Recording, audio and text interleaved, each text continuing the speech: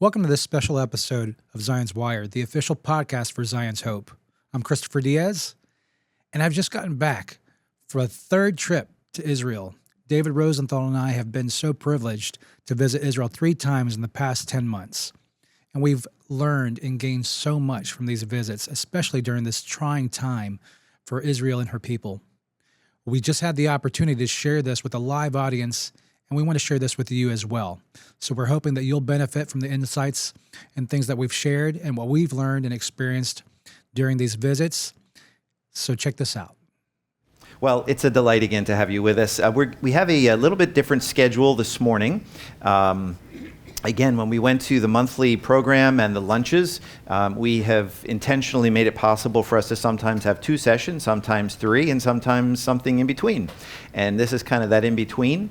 So I have asked Chris Diaz to join me up here. So Chris, why don't you come up and we're going to just move us right into a discussion of what's going on in Israel right now. And so I've asked Chris Diaz, who is our social media manager at Zion's Hope, if he would join me for this session, or the start of the session, and we'll transition after this into Bible teaching that I'll be doing. But we wanted to just kind of have an informal conversation about what is happening in the land of Israel. Yes. And Chris and I have had the privilege to. This was quite a year for you. Yes, this is quite a year. three times in 10 months. Yes. So as far as visits to the Holy Land. Yeah. So Chris had never been to Israel before, and so in the span of the last 10 months, we've been 3 times over to Israel and twice to the United Arab Emirates, yes, which was a first for both of us. Right? Yes.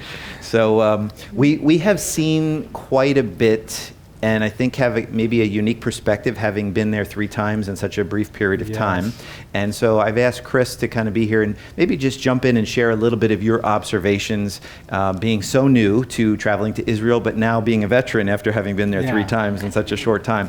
What did you perceive over the times that we were there? And you know, the things we were doing were different, and the types of groups we were there. So why don't you share a little bit about that? What a unique time to visit Israel. We all know that the past 2 years has just been a very trying time for the state of Israel. And so that first visit, being last November, was really a year into this battle, this war with Hamas. And I know that just from our conversations, that being the first visit was a very unique visit, not one that many people can claim to experience. While we were there that first trip, it was a very quiet place. You know, there was no tourists.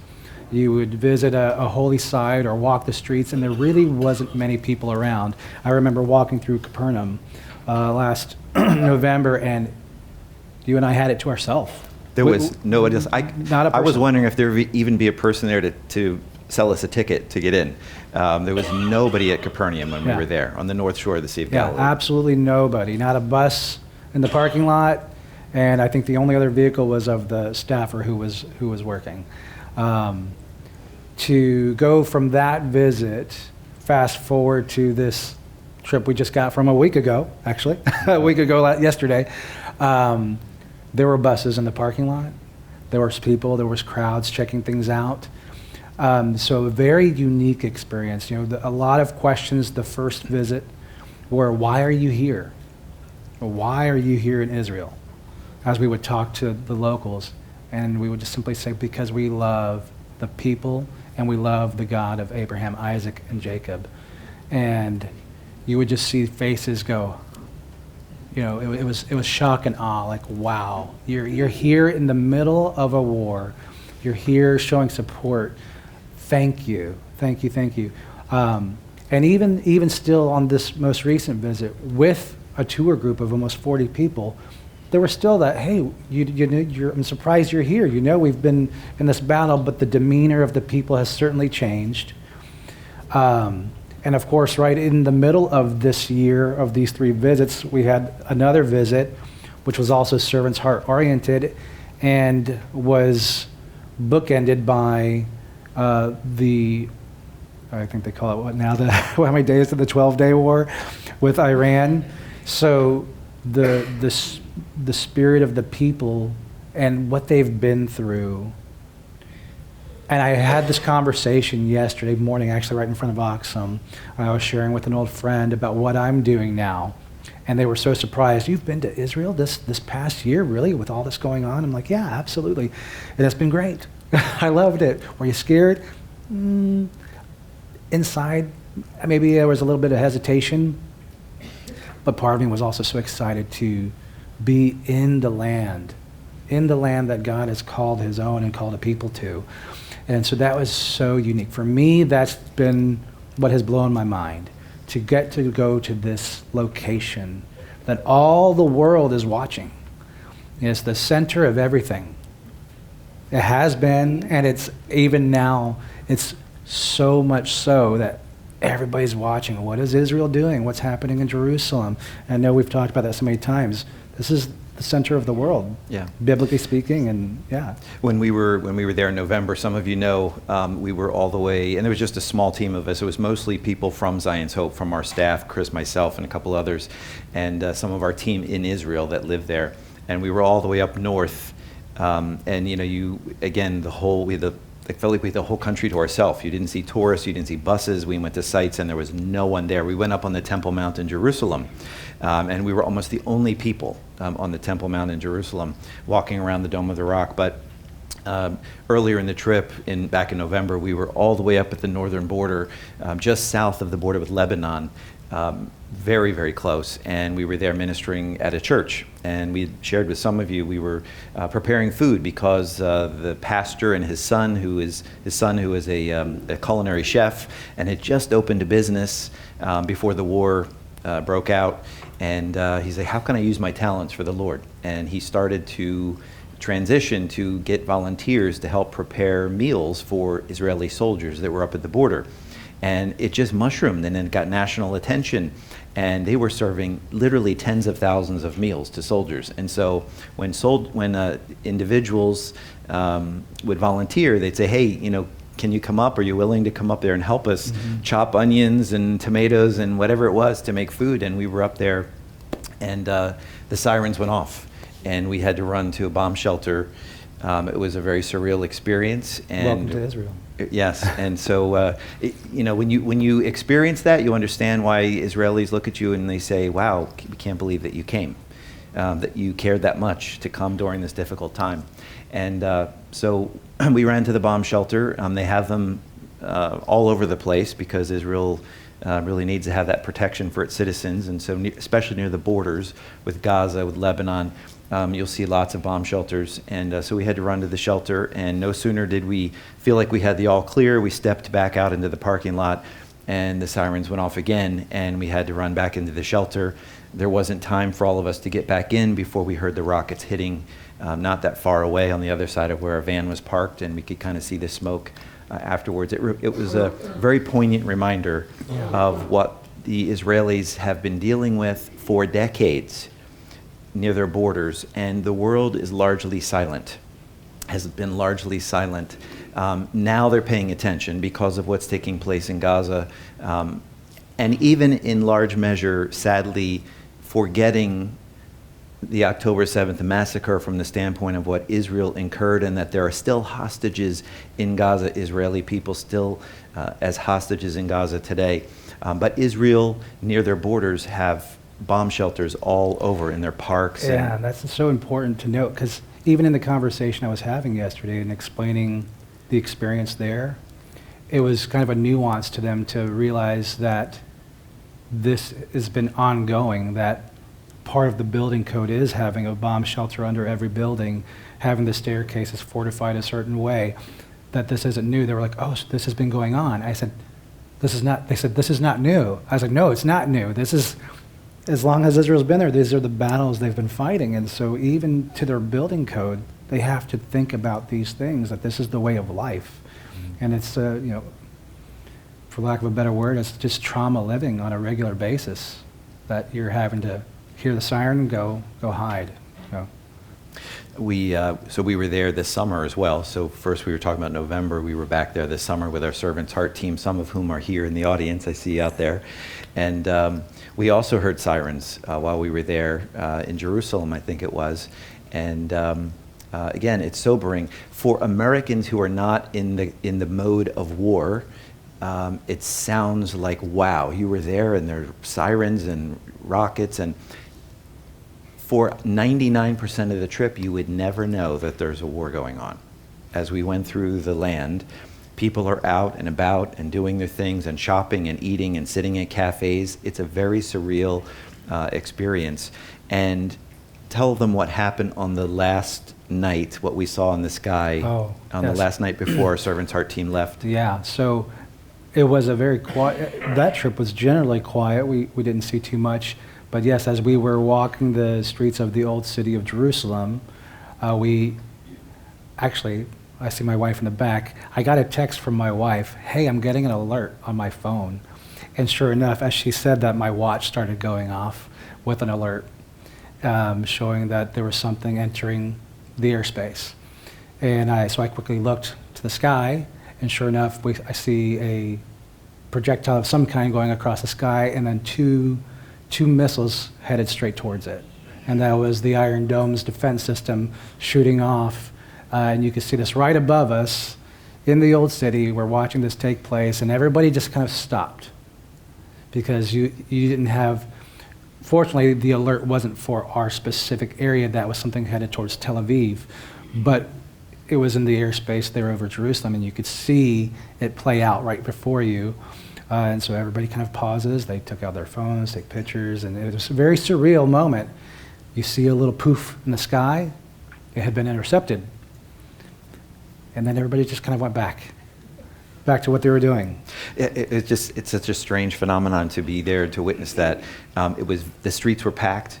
It was a beautiful night. People were wandering around. We were near a big shopping district. We were in the old city of Jerusalem near the shuk that's there. And then outside in a place called Mamilla, it's a beautiful upscale shopping mall with people sitting everywhere and relaxing at cafes. And there was this pause. People were taking pictures. They were calling their family. 5 minutes later, you would never know anything happened, that a missile was intercepted above us in the sky. Yeah. It's just a very unusual experience. And then you have, now if the alert is for your area, people are moving, and they're quickly moving to a safe place, into the bunkers, which we did get to experience even just over a week ago. Yeah, so why don't you tell them on this last trip, we were on the rooftop of a beautiful hotel in Jerusalem, incidentally called Notre Dame, but not in Paris. There's a beautiful old historic high-rise hotel outside of the old city in Jerusalem, and our group had we had about 34 of us. Mm-hmm. Our group had a dinner that evening. Again, a beautiful dinner, beautiful evening, and we were sitting on the roof overlooking the city of Jerusalem. And what happened? Yeah, as we've been seated, so we've just gotten in, and some people are just kind of taking in the view because it is a beautiful view of the city. You start hearing alarms go off on phones. Specifically of the locals there, you could hear it going off, and my phone started going off. And the waiters and waitresses said, "Oh, hey, everybody has to come off the roof. We have to move into shelter." And so the whole group went down staircase into a spot that had been designated a shelter space. You wait 10 minutes or so, and you get the all clear, and then you head back up, and enjoy your dinner like nothing happened. Yeah. With a view.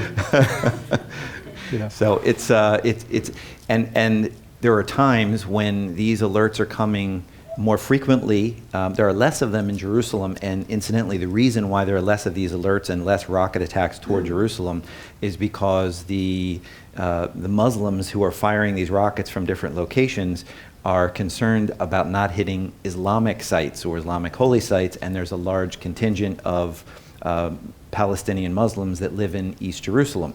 So they are concerned not to indiscriminately fire and hit some of those Islamic sites or Palestinians who are living in the area. So most of the focus of the rockets is towards Tel Aviv or towards the border communities in Israel.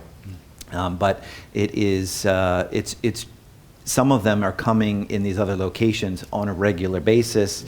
and some of them in the middle of the night. So you can imagine if you're living as a family, you have young children, and you're hearing these sirens going off multiple times in the night, what is that doing to disrupt your life in terms of having to go down to get to find shelter and then wait for 10 minutes or the all clear, and then you come back up, and it's happening multiple times a night. So it's a difficult existence, and yet the Jewish people in Israel are just working through it and living their lives through this whole situation. So it is a very unusual situation, and I have to tell you, notwithstanding everything we just said, I would not have gone or taken my colleagues or others on the tour if I didn't think that it was generally safe. Notwithstanding the things that you're hearing us talk about, I think if you asked the two of our Servants Heart folks sitting at the table right there, if you said, did you feel safe basically through the trip, and would you go back again, what would your answer be? Not scripted, right? Yeah, so it's hard to describe, and we're trying to do that for you, but that is the feeling of what's going on over there right now. So let's talk a little bit about what's happening in Gaza. You know, while we were there in the summertime, we went down to the area of Gaza. We were near the border. Yes. We went to the memorial site. Mm-hmm. What are your impressions of what we experienced down there? Yeah, what a surreal moment that was, you know. And I really appreciate our ministry partner, Josh, who was like, hey, we really need to go and check out this is the festival site, okay, from the Nova Festival. And so we took the time to drive over, and we stopped at one location right before getting to the actual festival site, and it was where they had gathered all the cars. When I say all the cars, these are the cars that were parked or driving that the Hamas terrorists had shot up, burned, set on fire. These are people and families that were trying to get out of the area, and they've collected all these vehicles that are, you know, charred now because they're going to make a memorial with those. While we were there, it would just so happen that a guard came by and felt led to stop and talk with us and share what the importance was. An Israeli guard. Yes, guard. Israeli guard who that's his station there. And so he stopped and he shared with us firsthand perspective of what it was like to be dealing with this. He had actually been called up right after, you know, with what happened with the massacre. He was called up immediately. If I recall, he was about to be married. So he ended up going into serve and really just laid out what they experienced, the heartache, the atrocities that the news doesn't show us. I mean, it's horrible, horrible stuff that was being perpetrated against the people there in the kibbutz and at the festival. I don't even want to describe it. It's just horrible. The way they were treating babies and women and children is very disgusting. And then from there, we went over and visited the actual memorial site. And they've planted rows and rows of trees, which is a special thing in Israel when you have somebody pass. And to plant a tree, it's a special memorial. And it's a full force that they've planted small baby trees and signs showing everyone. And then while the festival itself is not something I'm condoning in any way, it was still a very surreal moment to walk along and see the faces of people who were massacred. Meanwhile, here, because this is right by the border with Gaza, we could hear artillery fire of the tanks still shooting as they were taking out targets in Gaza. So there's a video, and I may have shared that on our social media, where I'm walking through the garden of trees, just kind of taking it in as the sun's setting. And as I'm doing that, all of a sudden you hear the reverb of a tank shooting, boom, you know, just in the background. And it's very, very surreal. You know, it's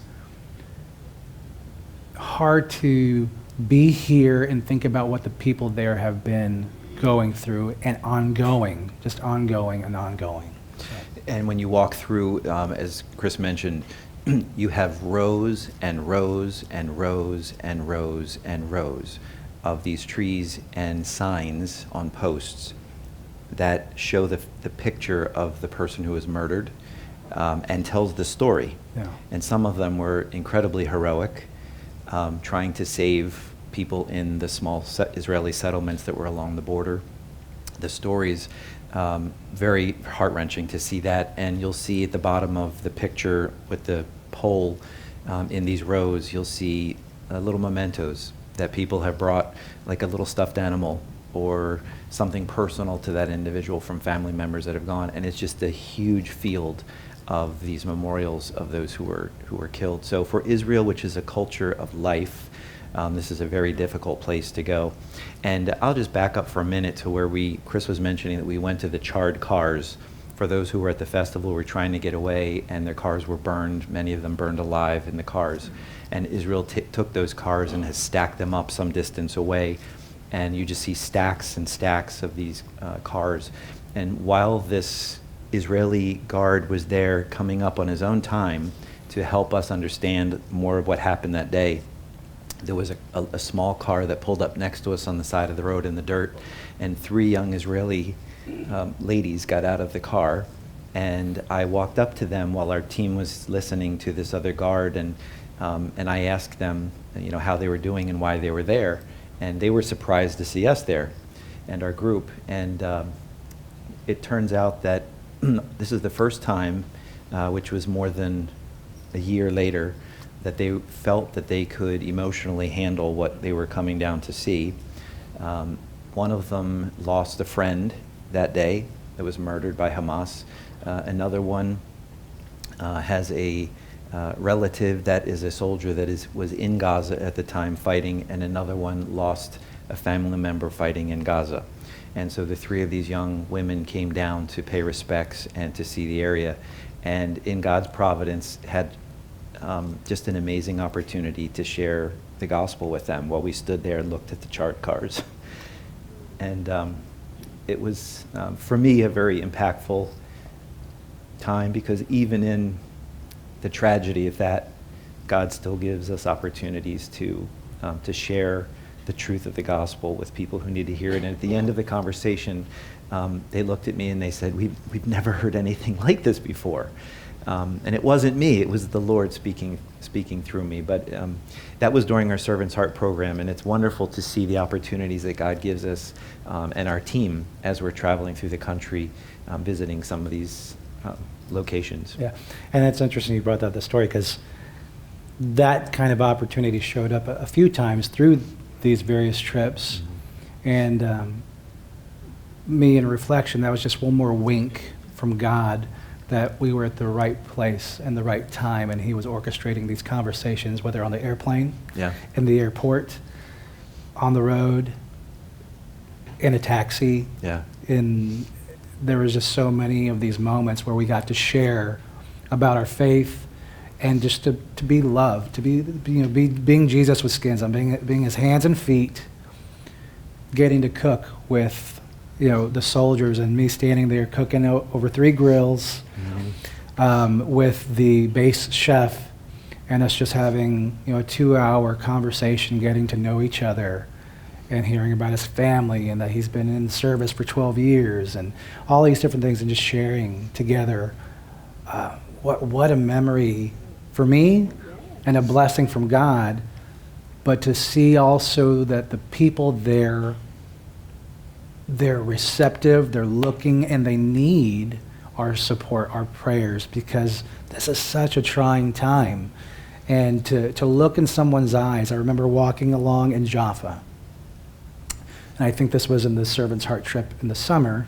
There was a young couple sitting there looking out over the Mediterranean, and just having a little peaceful walk. And as we walked by, they saw us and could tell that we weren't locals. And I remember them asking, "Hey, where are you guys from? What are you doing here?"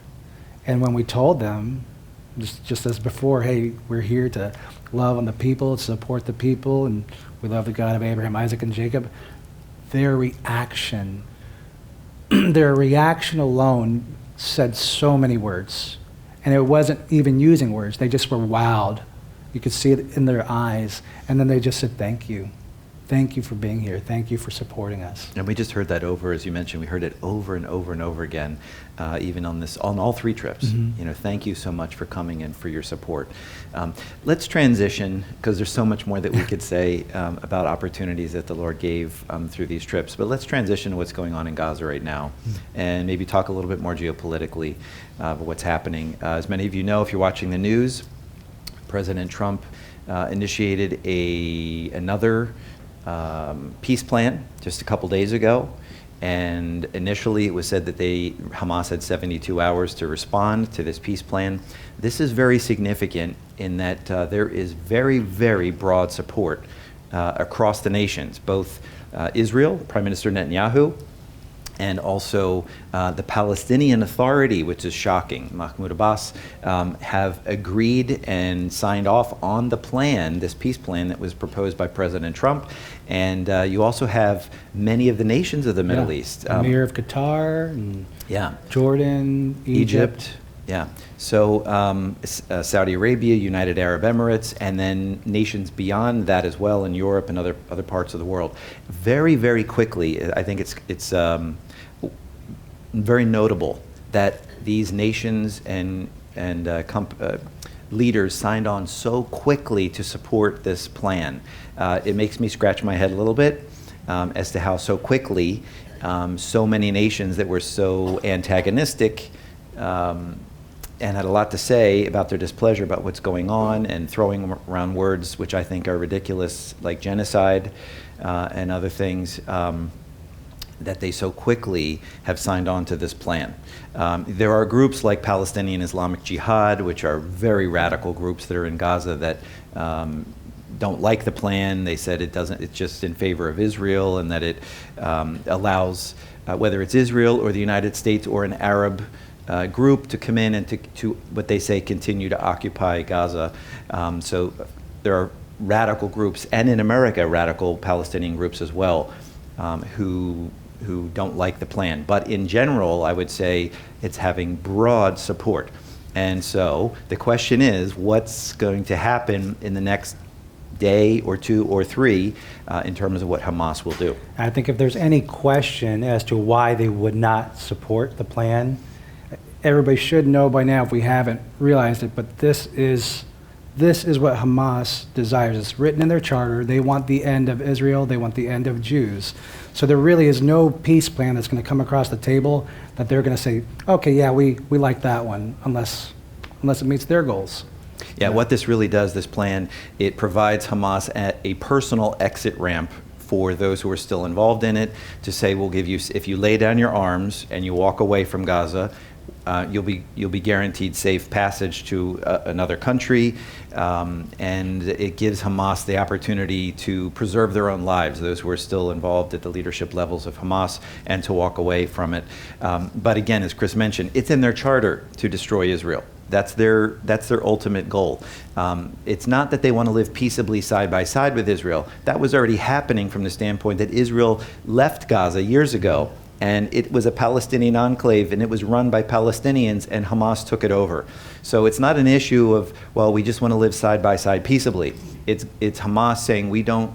It's like Israel's like a bone caught in their throat that they can't cough out.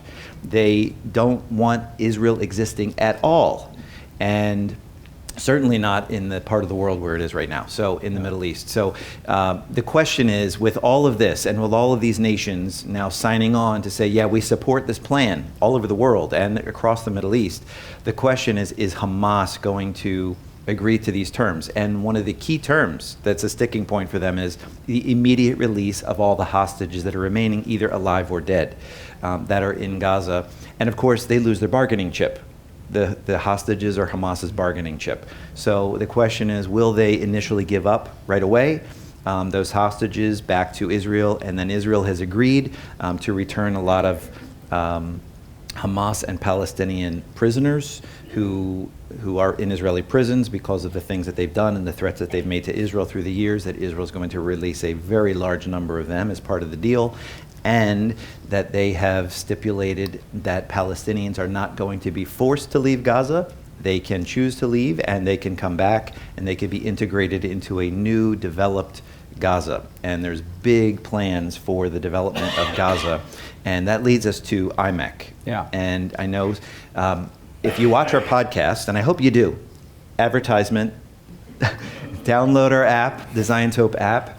And if you haven't done that, Chris will help you afterwards to be able to download that app. I know several have asked about that while we were here this morning. You can watch and get our podcast. But in our podcast, if you've been watching, we've talked a lot, and here as well, we've talked a lot about IMEC, the India, Middle East, Europe Economic Corridor. And I would suggest to you folks very strongly that the things that you're seeing taking place in Gaza and the October 7th massacre that took place and the events surrounding it are all connected, not happening in isolation. Yes, there are groups within Hamas who only care about their ideology and wanting to destroy Israel, absolutely. But if you're talking about, is there a bigger play, is there something larger at work that is happening, I would say geopolitically, there is a lot that's going on, and IMEC is one of those key components. And IMEC is also connected to Saudi-Israel normalization, and that is on the table, and that is being talked about at length. So all of these things, folks, are moving us ever closer to the last days and to the end of the age.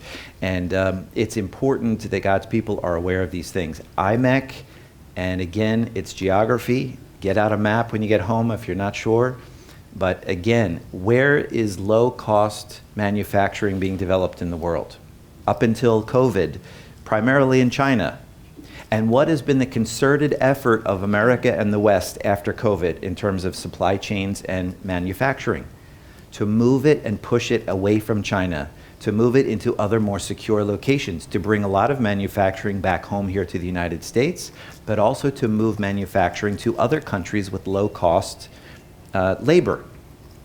A logical location would be India, also Mexico, also Thailand. So you have a new trade route announced 2 months, ladies and gentlemen, before the October 7th massacre.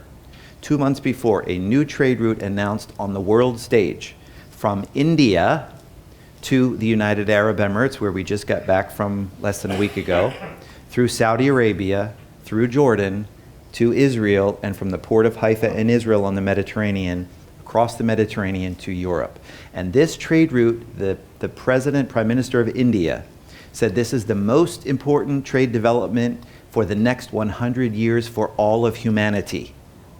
That's how important it is. So do you think that China and Iran and Russia, who are not part of this trade route, have a vested interest in defeating this trade route, not allowing it to come to fruition?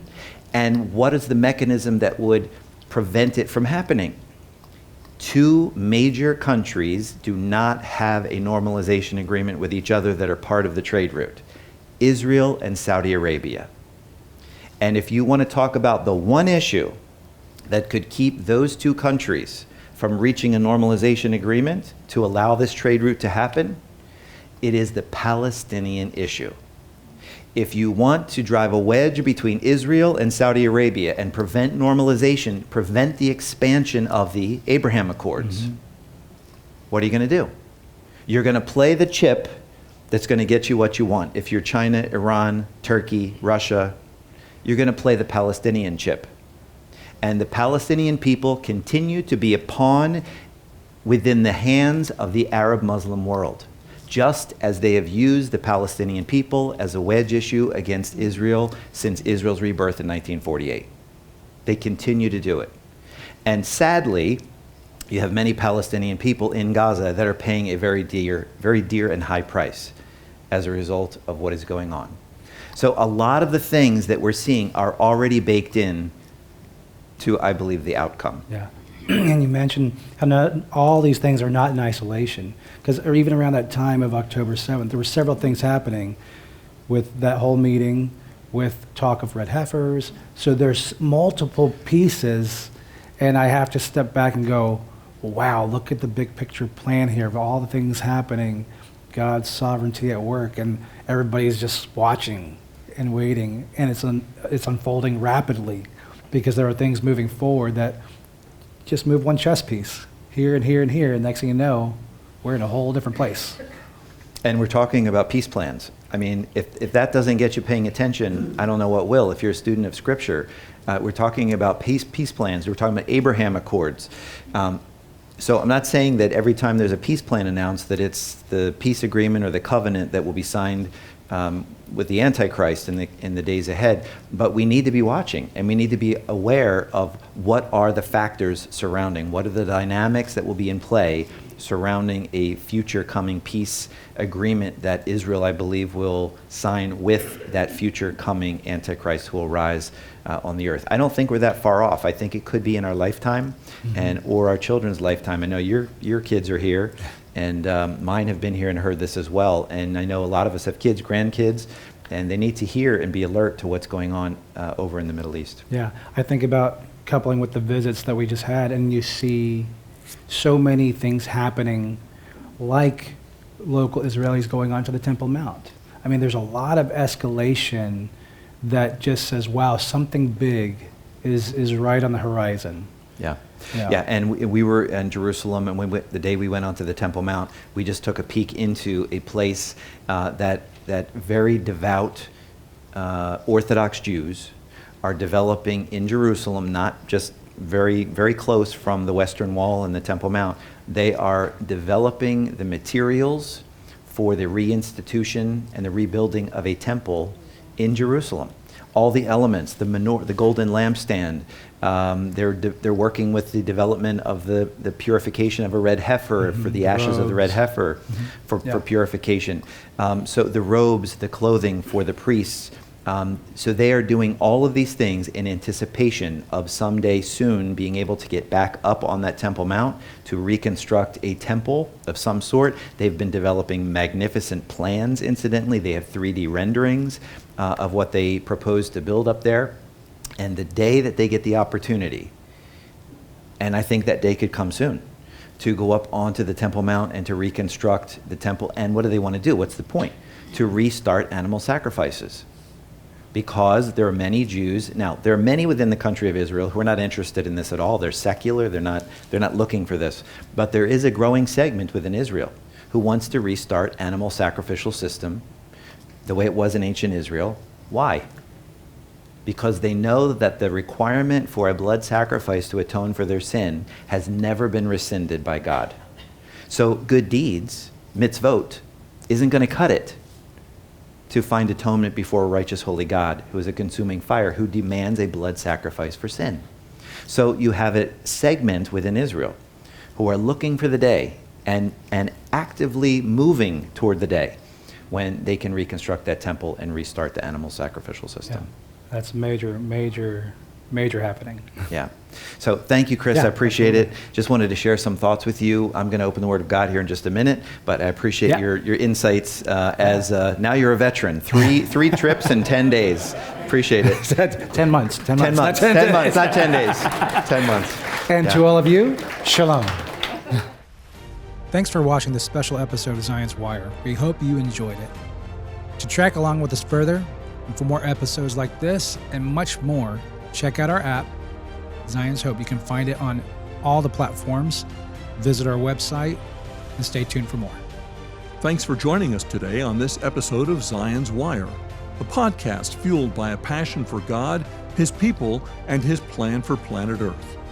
If you were encouraged by today's episode, share it with a friend and subscribe, or follow us on your favorite podcast platform so you never miss an episode. Help us reach more people with the message of hope by leaving a 5-star review and download the Zion's Hope app for additional teachings and content. Keep the conversation going with questions or comments. Until next time, keep watching, keep praying, and keep your heart fixed on God's Word.